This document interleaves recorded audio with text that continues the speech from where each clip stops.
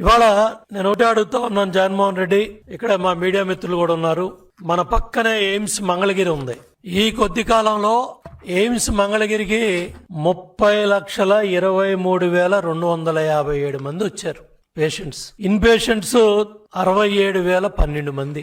సర్జరీలు 7,073 అయినాయి.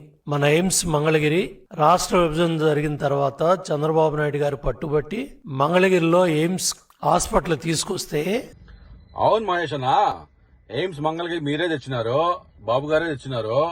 మన ఎయిమ్స్ ఢిల్లీ ఉంది కదన్నా, అది కూడా 1956లో నెహ్రూ గారితో కలిసి ఇటుకలు పెంచి మీరు బాబు గారే తెచ్చినారు.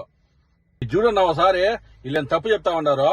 ఇదే మన రాహుల్ గాంధీ గారన్నా రీసెంట్ గానే 2025లో పార్లమెంట్ లో క్వశ్చన్ అడిగాడన్నా సెంట్రల్ గవర్నమెంట్ ని, అయ్యా మీరు ఇంతవరకు ఎయిమ్స్ కాలేజీలు ఎన్ని పూర్తి చేశారు, ఎన్ని పెండింగ్ ఉన్నాయి, ఎంత ఖర్చు పెట్టినారో ఒక లిస్ట్ ఇస్తారా అని అడిగితే దాని సమాధానం ఒకసారి చూడనా పెట్టినాను.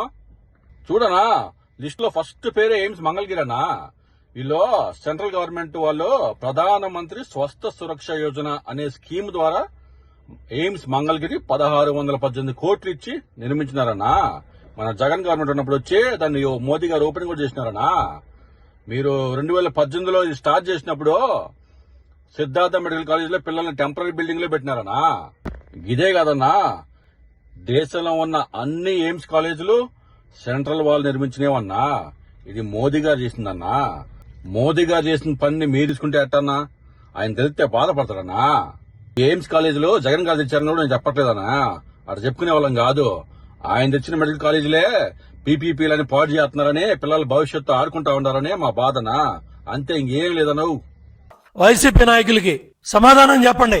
5 ఏళ్ల ముఖ్యమంత్రిగా మంచినీళ్లు ఇవ్వడానికి ఎయిమ్స్ కి నీ చేతులు రాలా. సరే అన్నా, మీరు ఎంతగా అడిగిన తర్వాత మేము చెప్పకపోతే మళ్ళా మీరు బాధపడతారన్నా.